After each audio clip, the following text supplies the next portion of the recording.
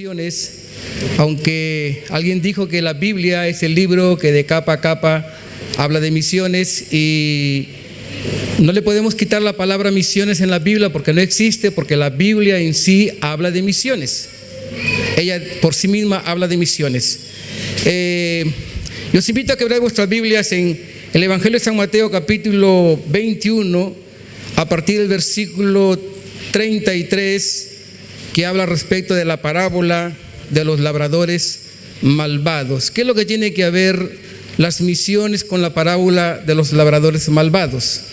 Bueno, intentaremos de explicar un poquito, porque no se puede hablar en poco tiempo o condensar lo que la Biblia nos habla en cuanto a misiones. Alguien ya dijo que para poder condensar, para poder intentar de sintetizar, de resumir lo que la Biblia nos dice con relación a misiones, es Juan 3:16. Porque de tal manera amó Dios al mundo, que dio a su único Hijo, para que todo aquel que en Él crea no se salva, mas tenga la vida eterna. Pero nos podemos quedar cortos hablando sobre misiones, y intentaremos de hablar un pelín al respecto del sentir del corazón de Dios en cuanto a las misiones. Vamos a leer la Biblia. A partir del versículo 33 de Mateo capítulo 21. Oí otra parábola, dijo Jesús. Hubo un hombre, padre de familia, el cual plantó una viña, la rodeó con su cerca, cavó en ella un lagar, edificó una torre y la arrendó a unos labradores, y se fue muy lejos. Cuando se acercó el tiempo de los frutos, envió a sus siervos, a los labradores, para que recibieran sus frutos. Pero los labradores, tomando a los siervos, a unos golpearon, a otros mataron y a otros apedrearon. Nuevamente el dueño envió otros siervos más que los primeros, e hicieron con ellos lo mismo. Finalmente les envió a su hijo diciendo: tendrán respeto a mi hijo. Pero los labradores malvados, cuando vieron al hijo, dijeron entre sí: este es el heredero, venid, matémosle y apoderémonos de su heredad. Y tomándolo, lo echaron fuera de la viña y lo mataron. Cuando venga pues el señor de la viña, ¿qué hará con aquellos labradores? Le dijeron: a los malos destruirá sin misericordia y arrendará su viña a otros labradores para que paguen el fruto a su tiempo. Jesús le respondió: nunca leísteis en las Escrituras que se dijo: la piedra que desecharon los edificadores ha venido a ser la cabeza del ángulo. El Señor ha hecho esto, y es cosa maravillosa a nuestros ojos.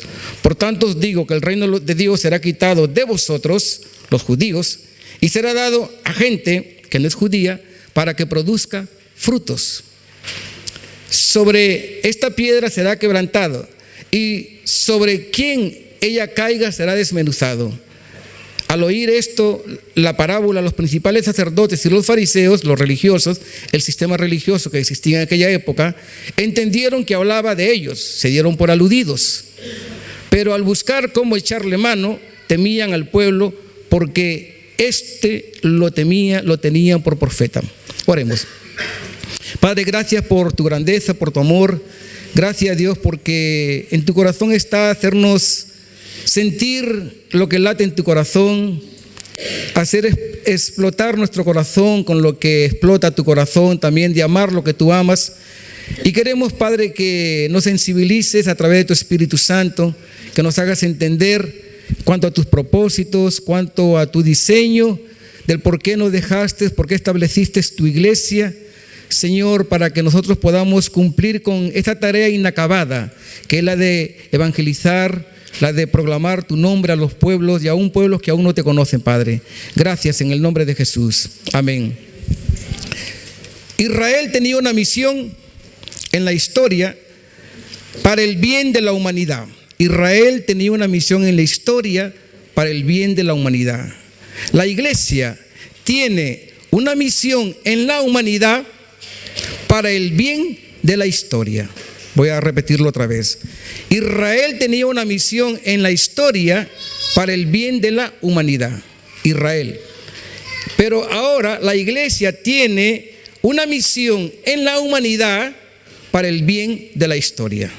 La historia de Dios continúa con un mensaje, Dios usando la iglesia. Interesante, cuando Jesús habló esta parábola, realmente esta parábola comienza más antes, a partir del versículo 23, cuando Jesús es interrogado que con qué autoridad él hacía las cosas. Entonces Jesús dice, mira, si vosotros me respondéis con qué autoridad Juan bautizaba, yo responderé con qué autoridad hago las cosas. Y ellos se quedaron mudos, no le dijeron nada a Jesús, no le pudieron responder. Entonces, para que Jesús pudiera hablar y hacerles entender al respecto de la parábola, él tuvo que iniciar hablando otra parábola que se inicia en el versículo 28, que habla al respecto de la parábola de los dos hijos. Que había un hombre padre de familia que tenía dos hijos, a uno le dijo, va y intenta de hacer las cosas y trabaja en la viña, y él dijo, sí voy, y no fue. Al segundo hijo le dijo, va a cuidar la viña, y él dijo, no voy, y él fue. Y Jesús le dijo, ¿cuál de estos dos obedeció al Padre? Ellos dijeron, el que dijo que no iba y fue. Entonces, como ellos aún no estaban entendiendo, pues Jesús ahonda un poco más y les habla respecto de la parábola de los labradores malvados. Es verdad que muchas veces cometemos el error de usar nosotros la parábola o usar las parábolas de manera alegórica, o sea, dándole una interpretación simbólica a los dichos, a las palabras.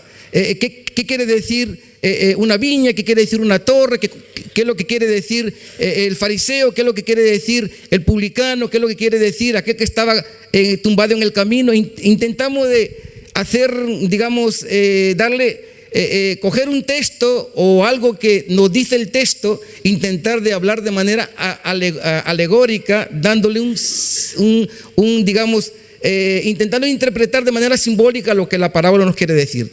Pero en este caso está más explicada que nada. Ellos, dice la Biblia, que ellos se dieron por aludidos y no le dijeron nada a Jesús porque temían y lo consideraban como un profeta. Entonces, la parábola nos habla, por ejemplo, que había un hombre que arrendó su viña a unos labradores, y en aquella época habían tres maneras de que el que arrendaba la viña cobrase la cuota. La primera manera de cobrar la cuota era estipulando un precio, diciendo, bueno, yo te voy a arrendar la viña por un precio, todos los meses me vas a pagar. La segunda manera era intentar de cobrar por un porcentaje de los frutos en cuestión de moneda. Y la tercera opción era de cobrar por los frutos, por lo que la viña había producido en frutos, no en dinero, sino no un tanto por ciento, sino en frutos. Entonces la parábola trata de que dice que el hombre, padre de familia, arrendó la viña, y cuando llegó el tiempo de cobrar los frutos, mandó a sus siervos. Llegó el tiempo y mandó a los siervos para cobrar los frutos. No era cobrar el porcentaje en cuestión de monetario, sino de frutos. Entonces, esto nos hace entender que cuando el Señor Jesús venga o nos lleve, digamos, a que nosotros prestemos cuentas, no nos va a cobrar en cuestión de moneda, porque no va a haber moneda en el cielo, pero sí nos va a cobrar los frutos que hemos producido de lo que Él nos confió. Alguien dijo así, mira, David Livingstone, un hombre inglés, estuvo en África. Él fue conocido como el hombre blanco con el corazón negro, porque él estuvo más de 40 años trabajando en África, dio su vida, y cuando él falleció, el gobierno inglés quiso llevar su cuerpo y enterrarlo en Inglaterra, pero la gente de África dijo, no, vosotros vais a llevarse el cuerpo, pero el corazón lo dejáis aquí, porque él amó tanto nuestro país, amó tanto nuestro continente, que su corazón pertenece a esta tierra. Y él dijo así: Dios tuvo un hijo, y ese único hijo fue misionero. Pero también él dijo: la iglesia que no evangeliza es una iglesia que se fosiliza. Porque la tarea principal de la iglesia es evangelizar, ir más allá de nuestras fronteras. Y la iglesia que no evangeliza está destinada a convertirse en hueso, aunque tenemos la promesa que los huesos pueden revivir. Pero, y otro misionero dijo así: la iglesia que no evangeliza en breve dejará de ser evangélica. Porque el propósito de la iglesia aquí en la tierra, como decía al inicio, que Israel tenía una misión en la historia para el bien de la humanidad. Israel no cumplió ese propósito, pero la iglesia tiene una misión en la humanidad para el bien de la historia. Entonces, volviendo al texto, dice que el hombre fue a recaudar lo que había concertado con los labradores. Llegó el tiempo de cobrar lo acertado, lo convenido, lo pactado, y envió a sus siervos. Envió a sus siervos. Cuando nos habla que envió a sus siervos, ese hombre era Dios. Él plantó una viña que era Jerusalén, que era Israel. La arrendó a unos labradores que eran judíos, porque el Señor vino a los suyos y los suyos no le recibieron. Jesús vino a lo que era suyo, a lo que le pertenecía, porque Dios había, en el corazón de Dios estaba la idea de que Israel cumpla el mensaje por lo cual Dios le había encomendado a Israel de anunciar el mensaje de redención. Israel, ¿qué hizo? Israel recibió el mensaje, se lo guardó para ellos y dijo: nosotros estamos bien con este mensaje, y este mensaje no queremos proclamarlo a nadie porque nos pertenece. Israel se apropió de algo que le pertenecía a Dios y lo encerró a Dios en su religión. Entonces, como dice en el Salmo 33:11, dice que el propósito del Señor permanece para siempre, y los pensamientos de su corazón van de generación en generación. El plan de Dios no ha cambiado, el propósito de Dios no ha cambiado, el pensamiento del corazón de Dios va de generación en generación. Y como nos dice, por ejemplo, en Oseas 11:4, nos dice: los atraje con cuerdas humanas, con cuerdas de ternura, los traje con lazos de amor, les quité de su cerviz el yugo y con ternura me acerqué para alimentarlos. Hay una versión, no recuerdo qué tipo de versión es esa, que Dios atrajo con cuerdas de ternura. Porque el mensaje de Dios, el propósito de esta parábola en sí es que en la vida real de la parábola, el hombre podría haber usado las leyes existentes, él podría haber ido a quejarse ante las autoridades y él podría haber ido a demandar a las personas que estaban haciendo el daño a sus obreros, a sus siervos y a su hijo. Él podría haber echado mano de lo que la ley le daba opción a hacer. Pero el propósito de esta parábola no es que el Señor usara de la ley para poder aplicar o aplacar la justicia ante los labradores malvados que le habían hecho a sus siervos, daño a sus siervos y a su hijo. El propósito de la parábola no es esa. El propósito de la parábola es mostrar el amor de Dios hacia las personas, que no interesaba o que no interesa el precio que cueste de que las personas escuchen el evangelio, que no interesa a las personas que vayan y que estén dispuestas a dar sus vidas con el fin de que el evangelio se proclame a los 4 rincones del mundo, que no interesa. Si se cumpliera el propósito de que las personas escuchen el evangelio, la misión ha sido, el objetivo ha sido alcanzado. Entonces el propósito de la parábola es esto: no es reivindicar, no es reclamar, no es echar mano a la ley y reivindicar su derecho como hombre arrendatario. No, es mostrar el amor. Que a pesar de todo ello, dice la Biblia que, por ejemplo, Dios es el hombre es el Dios que plantó la viña en Jerusalén, en Israel, la arrendó a unos labradores que fueron los judíos, y se ausentó por mucho tiempo. Algunos dicen que este tiempo se ausentó en el tiempo de la ley, que después él llegó trayendo gracia. Se ausentó en el tiempo de la ley y que a su tiempo envió a unos siervos, a unos profetas.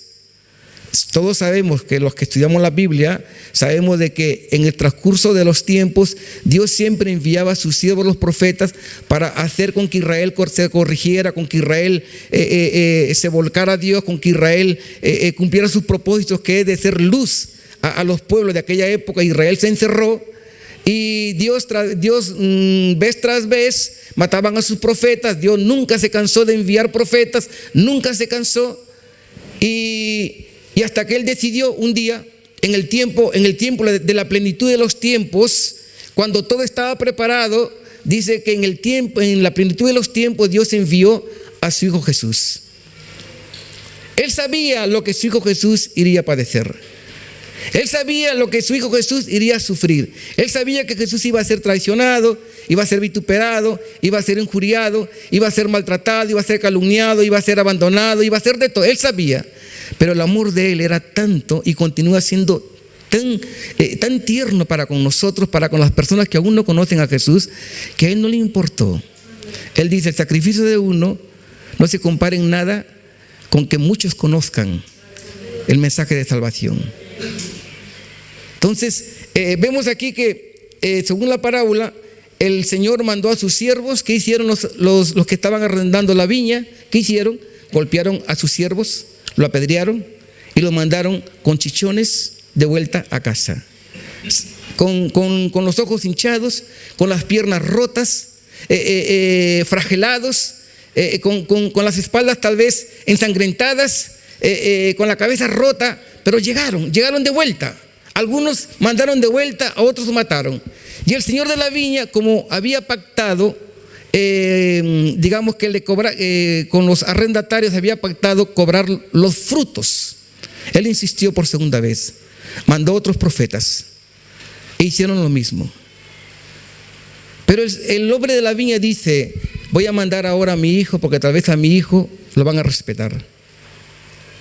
Y cuando mandó a su único hijo, ¿qué es lo que hicieron los labradores malvados? Dijeron entre sí: este es el único hijo, este es el que va a heredar todo, este es el primogénito, matémoslo para que no le quede heredad ninguna al padre. ¿Y qué hicieron? Según dice la Biblia, que a su hijo le mataron, le apedrearon. Vení, matémoslo y apoderémonos de su heredad. Y tomándolo, lo echaron fuera de la viña y lo mataron. Entonces, en resumen, la parábola trata de esto, trata del amor de Dios, que Dios nunca se ha cansado de enviar para cobrar los frutos de su viña, pero la gente no le daba lo que había pactado.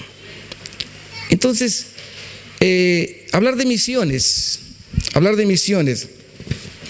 es hablar de algo que muchas veces no es bien entendido. Hablar de misiones es hablar del amor de Dios. Hablar de misiones es hablar del propósito de Dios. Miren lo que le pasó a la iglesia de Jerusalén. Dios le confió a la iglesia de Jerusalén el mensaje a la iglesia, a los discípulos, el mensaje de salvación. Y los discípulos medios que entendieron lo que Jesús les estaba queriendo decir a ellos. Pero ¿qué aconteció? Era tan bueno el mensaje que ellos habían recibido, que quisieron hacer lo mismo. Quisieron adueñarse del mensaje. Entonces Jesús, cuando resucitó, le dijo a sus discípulos: cuando venga el Espíritu Santo, que vais a recibir de mi parte, recibiréis poder para que seáis testigos en Judea, Jerusalén, Samaria y hasta el último de la tierra. La palabra testigo viene del griego martirium. Martirium, traducido es mártir. Entonces, el poder en sí no era para hacer grandes cosas. Dice: recibiréis poder, seréis mis testigos, mis mártires, cuando venga el Espíritu Santo. En otras palabras, Jesús le estaba diciendo: Lo único que va a hacer el Espíritu Santo, aparte de las manifestaciones que Dios va a hacer a través de vosotros, es que nos va a capacitar para estar dispuestos a ser mártires por la causa del Maestro. Porque no se puede hacer misiones si no hay sacrificio, si no hay renuncia. Y como decía David Livingstone, una iglesia que no evangeliza pronto dejará de ser evangélica. Entonces, ¿qué es lo que hizo la iglesia de Jerusalén? La iglesia de Jerusalén se encerró. Y Hechos 1:8, que era: recibiréis el poder cuando venga sobre vosotros del Espíritu Santo para ser testigos, para ser mártires, se convierte en Hechos 8:1, que Dios levantó una persecución en la iglesia de Jerusalén. O sea, como el propósito y el pensamiento de Dios tiene que ser sí o sí, que Dios va a contar con él, con aquel que Él quiera contar, Él va a hacer lo imposible para que su mensaje sea conocido entre las naciones. ¿Y qué hizo el Señor? Hechos 1:8 se convierte en Hechos 8:1. Levantó una persecución y la iglesia comenzó a ser esparcida por Jerusalén, a tal punto que todos los discípulos, todos los que habían conocido, habían tenido experiencia de excepción de los apóstoles, tuvieron que irse anunciando el evangelio a las naciones de aquella época. De una o de otra manera el Señor los empujó, el Señor les obligó a salir, compilió el corazón de ellos para que ellos pudieran salir de cualquier manera para que puedan evangelizar. Y hablar de misiones es hablar de lo que está en el corazón de Dios, de lo que salió del corazón de Dios, vino a su mente, Dios lo idealizó y se dispuso a que las personas conozcan el evangelio de diferentes modos, de diferentes maneras, con el fin de que las personas puedan experimentar la grandeza, la longanimidad, la pureza y el interés y la misericordia del amor de Dios para las personas. Misiones es hablar de esto, no es hablar de otras cosas. Misiones es hablar, digamos, pero ¿de qué manera yo hago misiones? No es solamente ir. Dentro de los estudios misionológicos, ellos dicen que existen 3 maneras de hacer misiones.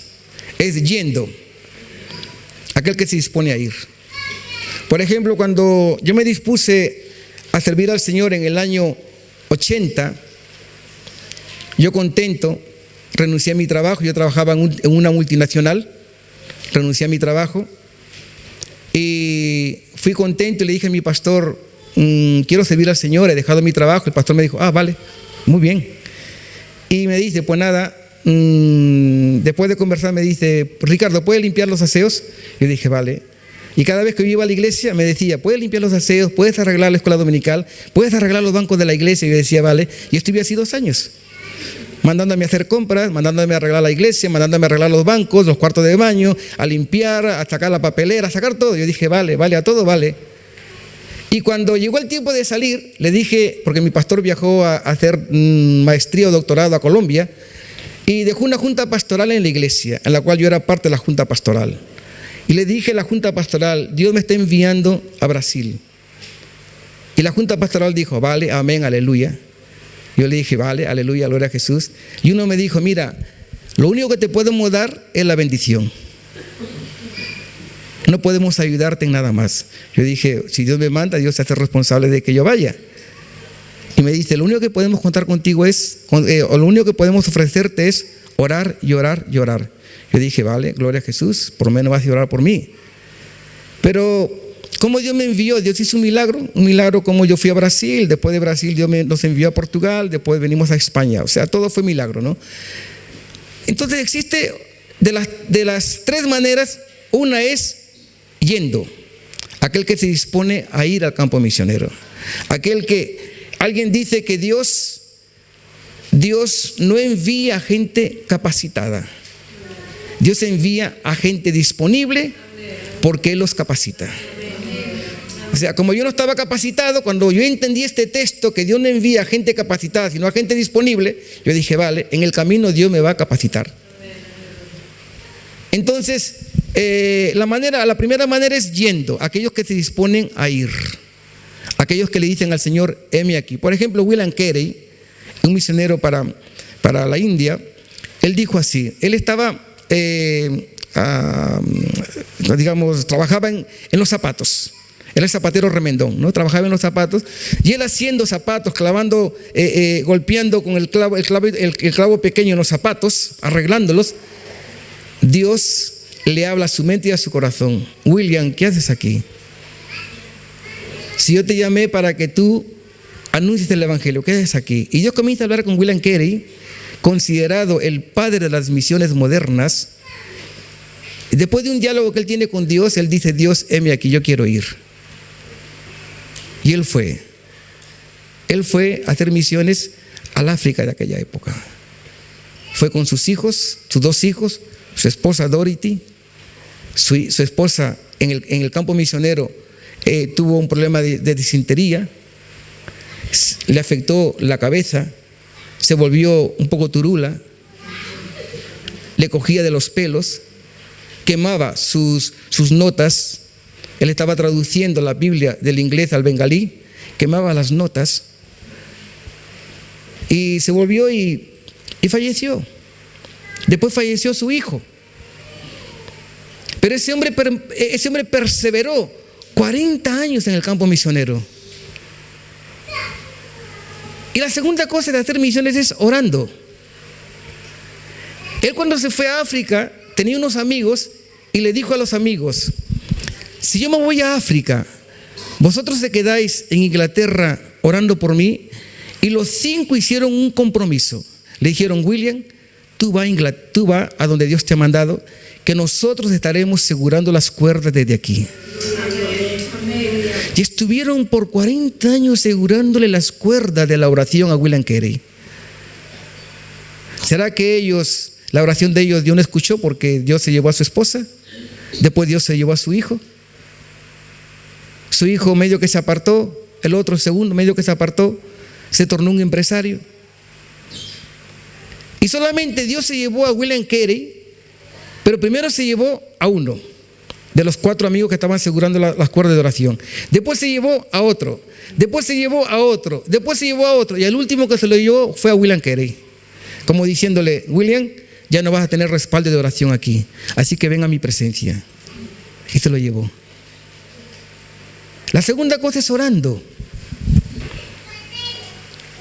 Orando por aquellos que van, por aquellos que se desprenden de sus comodidades, que dejan su cultura, que dejan su familia. Yo digo, hermanos, porque yo sé lo que es eso. Porque a veces hemos sido librados de muchas cosas, porque yo no sé si gente continúa orando por nosotros en esos países que hemos pasado, pero yo sé que gente ora por nosotros aquí, gloria a Jesús. Y esa gente que ora es la gente que nos ayuda a continuar en la batalla a través de la oración. No se puede hacer misiones si no se ora. No se puede hacer misiones si no se va. Y la oración es importante para aquellos que están yendo. ¿Cómo yo debo orar por aquel que va? ¿Debo orar por su familia?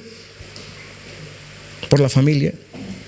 Porque si va solo en el país donde está trabajando, los hijos le van a nacer. Por los hijos que van creciendo. Por la convivencia familiar, por el estrés, por las presiones, las tensiones que surgen en el hogar por causa del campo misionero. ¿Cómo debo orar por misiones? Para que Dios proteja las mentes de ellos. Porque el enemigo bombardea las mentes de ellos. Nadie se importa por ti. Nadie se preocupa por ti. Mira, ni siquiera te mandan un WhatsApp, ni siquiera te mandan un Facebook. Tú abres tu Facebook y ves que todos los hermanos que prometieron ayudarte le ponen un me gusta a todo el mundo, pero nadie se importa por ti. Nadie te dice: pastor, misionero, estoy orando por ti. Nadie. Entonces el enemigo bombardea las mentes de los misioneros. Ora por las mentes de ellos. Ora por el choque transcultural. Orar por sus necesidades financieras. Porque así como tú y yo estamos pensando en qué regalarle para nuestro hijo, aunque sea 5 euritos, 2 euritos por Navidad, ellos también tienen sus necesidades de Navidad. También tienen sus necesidades. Los hijos crecen, la hija ya tiene 15, 14 años, ya no quiere usar ropa usada. quiere tener una chaqueta, quiere tener un jersey, quiere tener unos deportivos, quiere tener algo para no pasar vergüenza ahí en la escuela, en el instituto. Es orar por la situación financiera de ellos. Como alguien dice, yo siempre lo repito, misiones se hace con las ofrendas de los pobres y con las promesas de los ricos. El rico promete, pero nunca envía. Pero el pobre se sacrifica porque sabe lo que es un misionero en el campo misionero. Y prefiere dejar de comer en el chino, prefiere dejar de comer en el Burger King con el fin de enviar al misionero su sustento, su ayuda misionera. Y para concluir, y antes de concluir, la tercera cosa es contribuyendo, orando, yendo y contribuyendo. No se puede hacer misiones si no se contribuye. Yo recuerdo que en el año 93, 94, a nosotros nos enviaban las ayudas financieras por Portugal y venían a España. Ya después dejaron de enviarnos. Y nuestra agencia misionera en Portugal retuvo 6 meses las ofrendas. 6 meses. Y nosotros aquí orando, Señor, envía, Señor. Pero a los 6 meses, cuando volvimos a Portugal, nos enteramos que las ayudas financieras habían sido retenidas en Portugal. Cuando nos las dieron, nos llegó como anillo al dedo. Pero tuvimos que pasar lo nuestro. Nuestros hijos, nuestra hija no tenía para los pañales, no teníamos para la leche, no teníamos lo esencial para casa. Y gracias a Dios, porque vivíamos por un tiempo en la casa de un hermano que no nos cobraba nada. Pero las ofrendas estaban retenidas. ¿Y qué hizo la agencia misionera? No, cuando Ricardo venga a Portugal, 6 meses después, nos dieron la ayuda financiera. Nos cayó, como dije, como anillo al dedo, nos vino muy bien, pero tuvimos que pasar lo nuestro. O sea, la manera como yo puedo ayudar, tú dices, pero yo no puedo ir, pero tú puedes ir orando. Tú puedes ir contribuyendo. Porque para que Billy Graham haga estas campañas multitudinarias y millonarias, él no la hizo solo. Cuando Billy Graham parta a la presencia del Señor, el Señor le va a decir: Billy, ven aquí, hijo mío, ¿qué hiciste? ¿Cuál fue el fruto? Mira, yo hice campaña en Rusia, hice campaña en Inglaterra, en toda América, en toda Europa, hice campaña en todos los Estados Unidos y Dios salvó mucha gente. Y Dios le va a decir: para que tú salves una vida, hubo gente que contribuyó y hubo gente que oró. O sea, con la recompensa que el hermano que gana una vida va a recibir, la recibe aquel que oró y aquel que contribuyó. Y misiones se hace de esa manera. No existe otra manera de cómo hacer las misiones. Misiones no es solamente ir al campo misionero y dejar al misionero y decirle que Dios te bendiga, y nada más. Hay que cuidarlo. Yo no sé, pero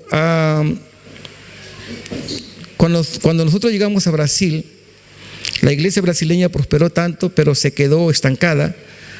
Porque cuando llegamos en el año de 82, la iglesia brasileña creció mucho porque era una iglesia a nivel nacional que invertía mucho en misiones.